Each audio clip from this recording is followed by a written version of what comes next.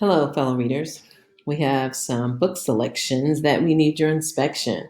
More than graphic novels, to the dramatic, problematic, panic, magic, and the tragic. Mrs. Church's books selections at Mary Orr are just what you need. First, we want to begin with book, which will get you hooked. This author, Kwame Alexander, is your answer to strong characters, free flowing, fun loving, knowing wordplay. His verse will make you want more. You'll cross over and rebound to the undefeated, and you'll stay booked. Here is a quick excerpt. Put the phone away, Nicholas, and finish your reading. I'm finished, you lie. What did you think? It was interesting. Put the phone on my desk and complete your assignment. But it's late, Dad, and I'm tired, and I have school tomorrow. Do me a favor and stop complaining about trying to be excellent. Whatever, you mumble. What did you say? Nothing. I need to use the bathroom. Then go and bring me a pillow from the guest room. Why? Because I need a pillow. You're sleeping down here? I am. Now hurry up. We still have to go over our words. Your words, you mumble on your way out.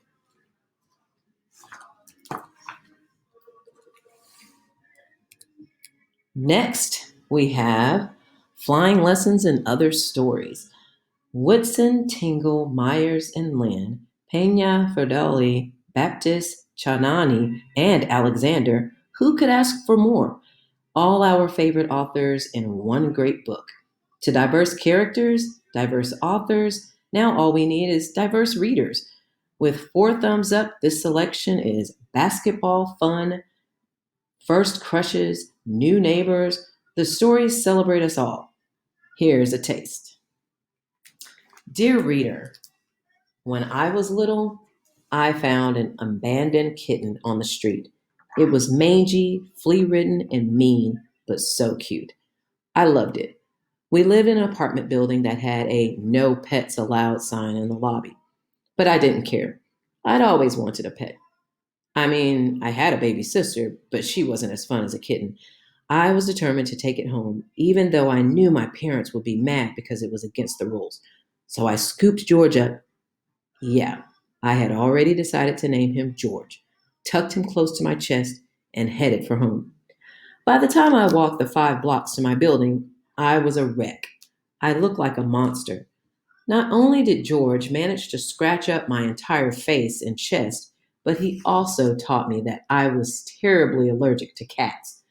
My eyes swelled into leaky water balloons, and I was covered in huge welts that looked like radioactive leeches that attached themselves all over my body. My parents totally freaked out. When my dad took George away from me, I whisper yelled through my swollen throat, "That's my cat!" As I reached for my pet, he hissed at me and scratched me one last time in goodbye. Turns out George wasn't alone. All cats hate me, which is why I now own a dog. But I'll never forget George. He's the story my parents love to bring up at every family reunion about how I saved a poor orphan kitten that tried to kill me. But we all have stories like that, right? They might be milk snorting out of your nose funny ones, or listen to how cool and awesome we are ones, or come close so we can whisper in your ear juicy ones. They might be old favorites or stories about new experiences, but no matter what, our stories are unique, just like we are. And that is what this book is all about. 10 diverse stories from 10 great authors for all of us. I give Flying Lesson and Other Stories 5 thumbs up. Next, we have Allies by Alan Gratz. Gratz will make you, as a reader, want to enlist as a sergeant first class. Allies have many characters that will make you rally for their up and down valleys. Dee, Samira, James, and Henry will change your mind of this era. Just listen to an excerpt, and you'll usurp this title right off the shelf. Just make sure you check it out from Mrs. Church first. D-Day. Fa-foom! Dee flinched and ducked. One of the best American destroyers behind his Higgins boat fired all its guns at once, shelling the German defenses on shore.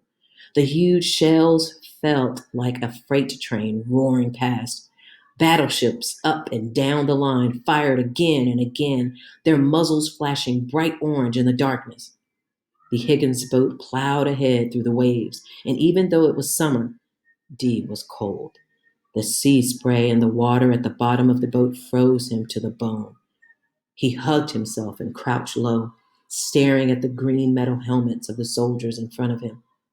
Nobody spoke. You couldn't. You'd have to yell to be heard over the motor and the ocean and the battleships and the planes droning by overhead. Most everybody was lost in their own thoughts anyway. Dee thought of his parents.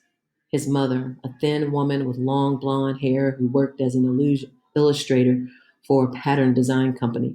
His father, a short, balding man who managed a food warehouse.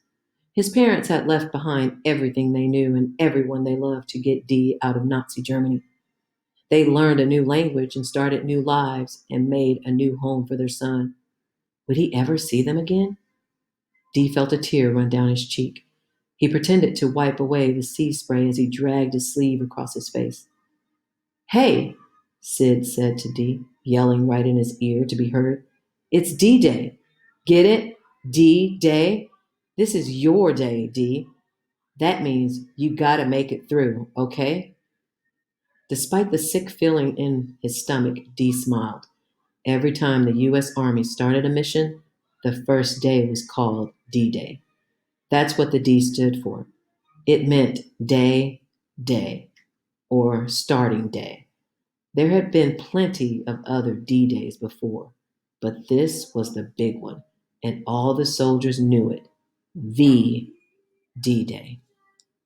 Well, guys, I give Allies by Alan Gratz 5 thumbs up. Come check out all these cool titles in your Canvas library page.